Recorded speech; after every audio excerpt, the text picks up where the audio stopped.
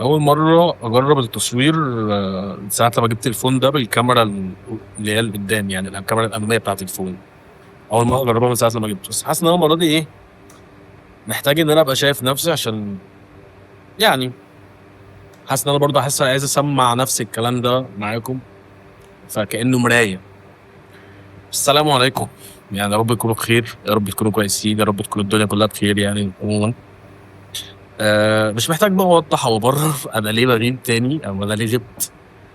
آه ولكن معظمكم بقى عارف، طول ما انا خلاص ما عنديش حاجه اقولها، مش هطلع اتكلم، مفيش حاجه اطلع اتكلم فيها، فمش هقدر اطلع اتكلم في حاجه معينه. آم، يعني اظن اتعودت، او اظن الناس اللي متابعه هنا خلاص اتعودت على ده. في نفس الوقت الناس اتعودت ان انا شويه ببقى مبقلص كده وشويه لا، فتمام يعني. المهم ان انتوا تكونوا كويسين، يعني اتمنى ان انتوا تكونوا كويسين. ممكن نسمي الحلقه دي بمسمى، يعني في فكره جت في دماغي ان انا دي النوت دي لسه جايبها من يومين، مكتوب عليها كل يوم ممكن يكون بدايه. يعني مش عارف هتبقى ظاهره ولا لا، بس كل يوم ممكن يكون بدايه. خلينا نخلي ده عنوان الحلقه ديت. كل يوم ممكن يكون بدايه، كل يوم ممكن يكون بدايه. ليه بقى، وليه اصلا يبقى في بدايه؟ يعني تعال نخش في الموضوع على طول بقى، من غير المقدمات الطويله اللي احنا بنعملها دي.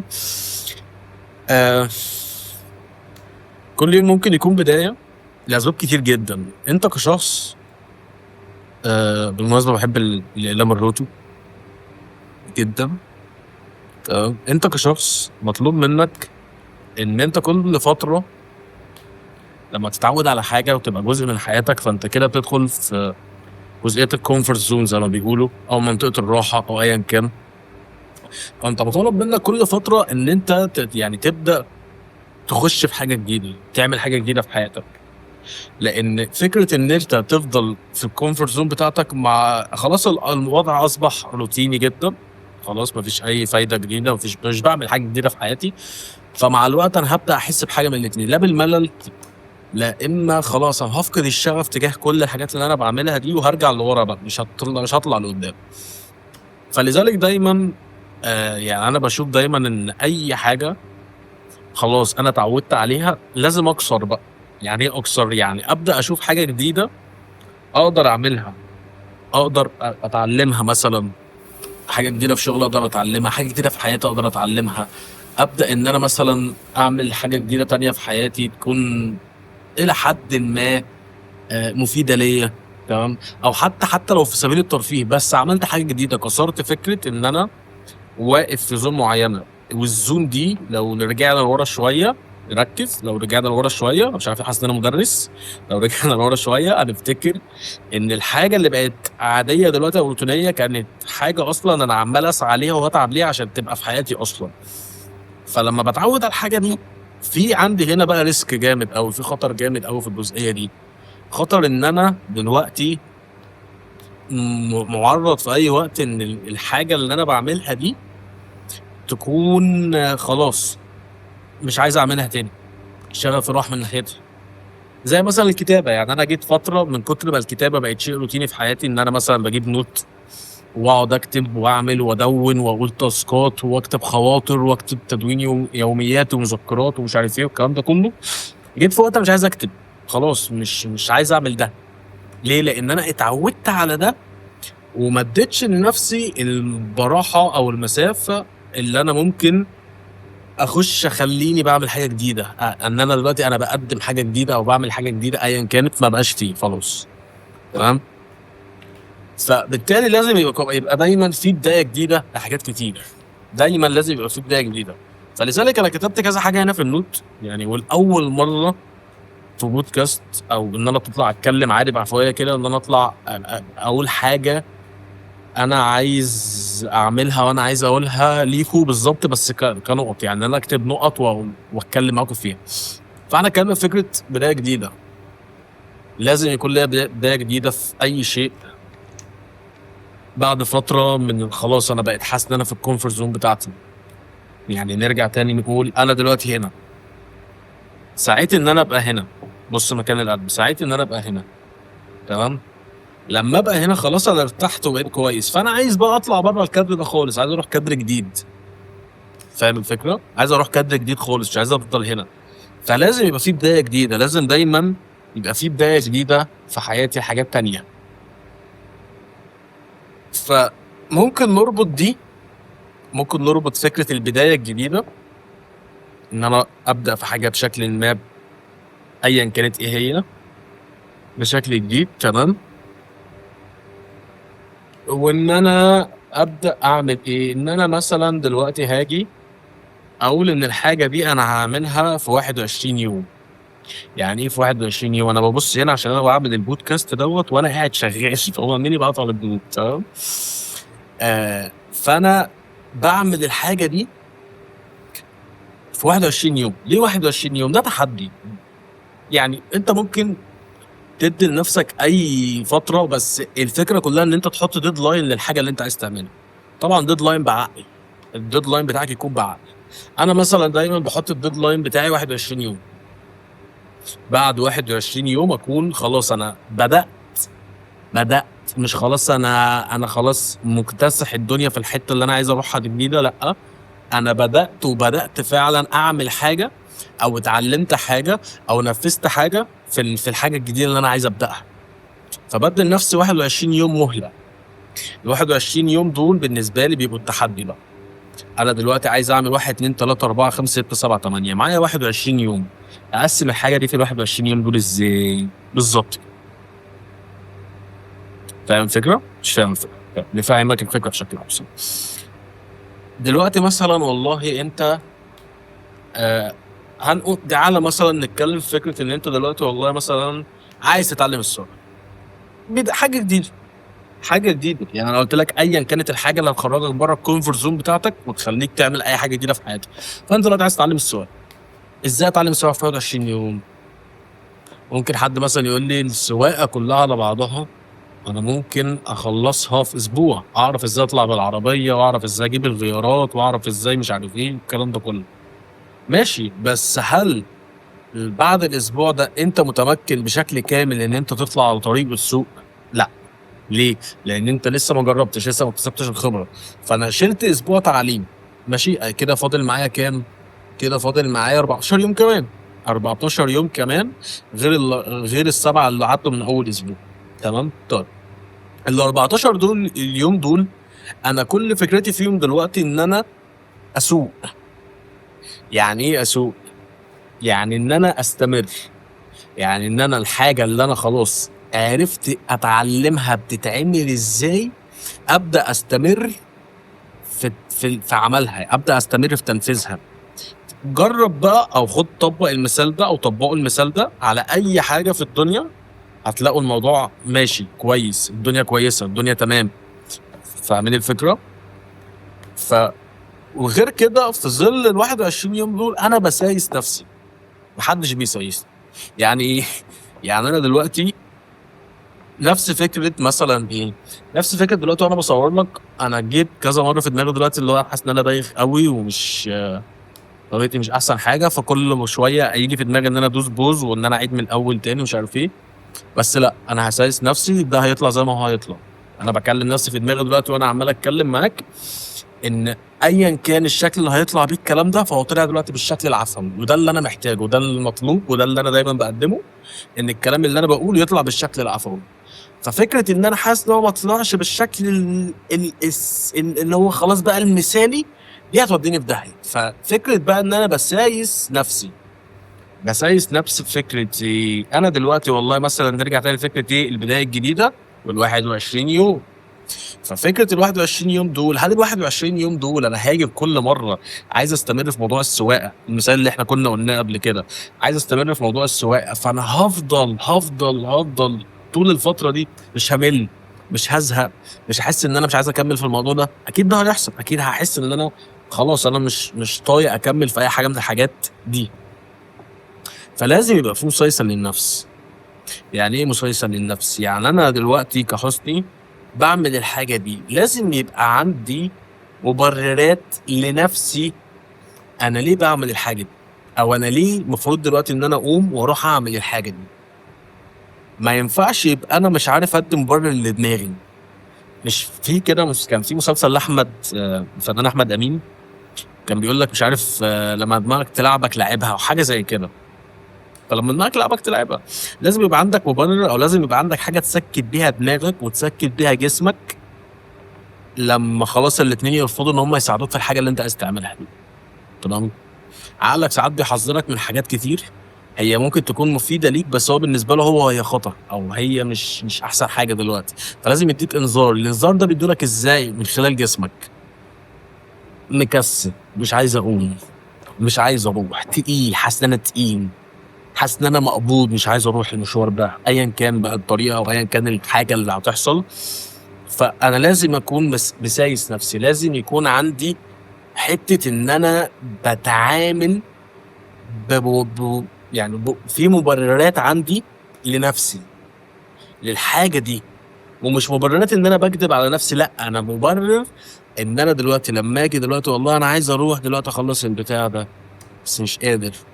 فلازم يبقى في مبرر، او لازم يبقى في سبب ادين لنفسي ان هو يقومني. نفس فكره ايه دلوقتي؟ انا لازم اقوم اكل ليه؟ عشان انا جعان. يعني انا عايز اقوم اكل عشان انا جعان. خلاص انت قلت لنفسك ده. هي بكل بساطه الموضوع منطقي جدا وبسيط جدا، احنا اللي بنعقد الدنيا. تمام.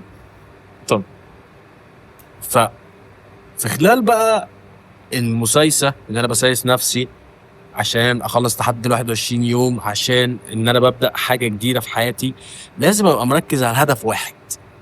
ودي يمكن تكون اهم نقطه احنا ممكن نتكلم فيها النهارده، ان انا لازم اكون مركز على هدف واحد.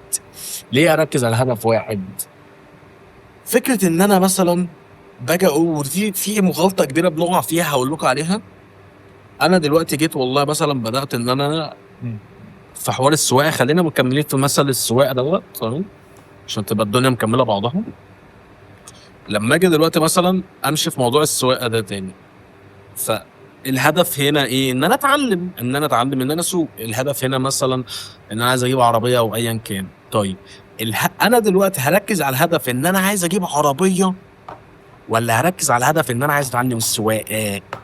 مركز على الهدف ان انا عايز اتعلم السواقه.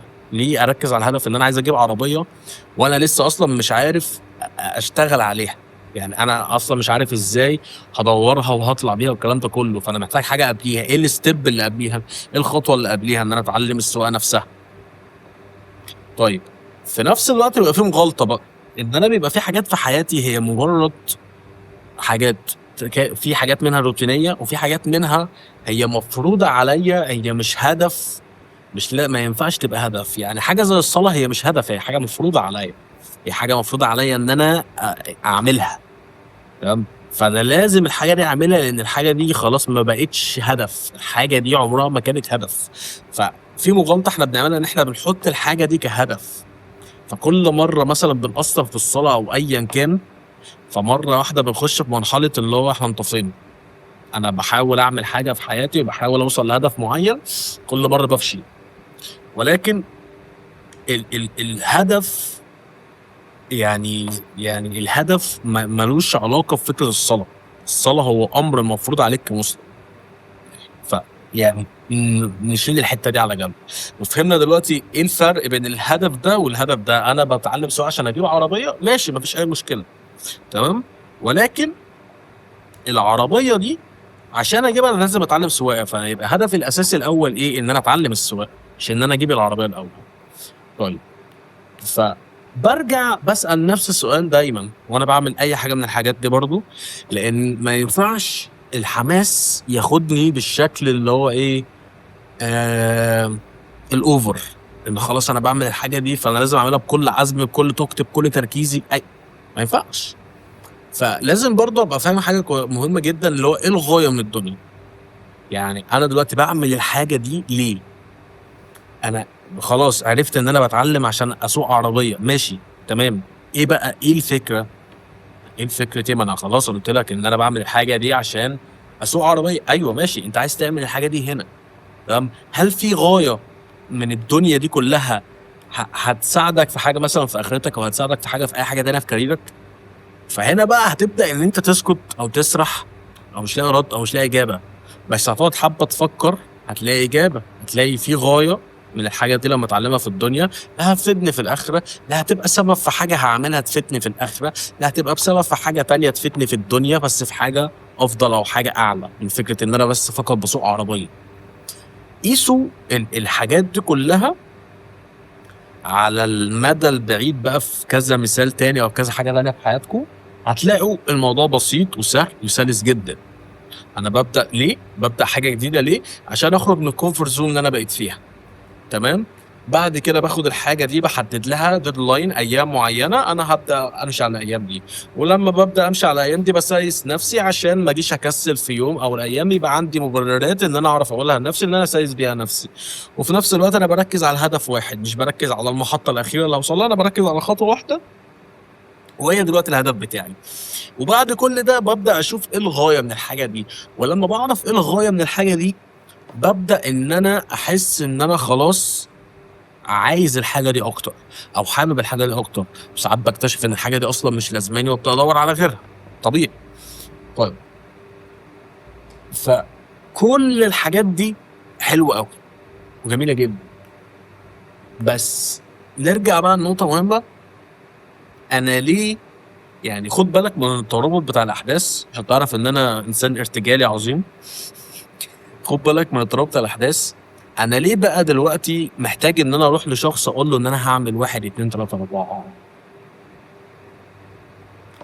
فأنا عايز أقول بداعي إن أنا حد يشجعني أكتر، مستني تسقيفة قبل ما أعمل الحاجة واتكلمنا في الموضوع ده قبل كده، إن أنا ما ينفعش أستنى التسقيفة من شخص، يعني ما ينفعش الشخص يدّيني تسقيفة قبل ما أعمل الحاجة، أو ما ينفعش أروح أقول على الحاجة قبل ما أعملها، لإني هاحس إن أنا خلاص خدت الطاقة، خدت التسقيفة، وخدت كل حاجة أنا محتاجها، فخلاص مش محتاج أعمل الحاجة، هيبقى بالنسبة لي الحاجة خلاص فقدت الشغف ليها، فقدت حماسي ليها، فقدت انضباطي حتى، مش خلاص فما لهاش اهتمام عندي، تمام؟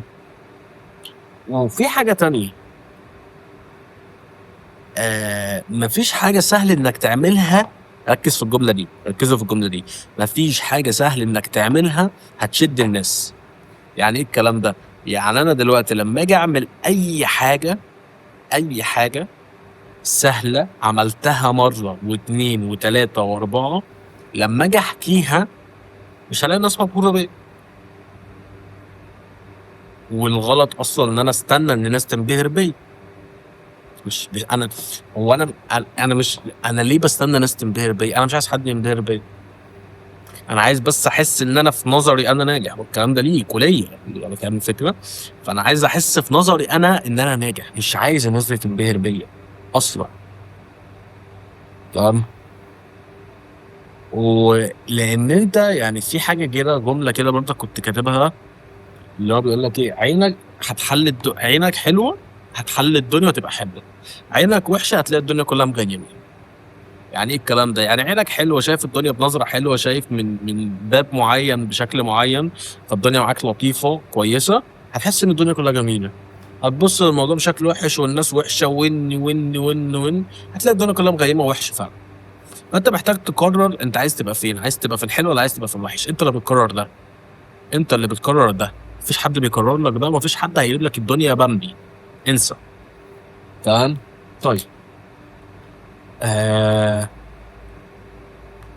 وفي حاجة كمان يعني ممكن تبان إنها آآ يعني قاسية شوية أو رخمة شوية، بس الناس بتحبك على قد فايدتك، وأول ما الفايدة اللي هم عايزينها منك دي بتروح بيبعدوا عنك.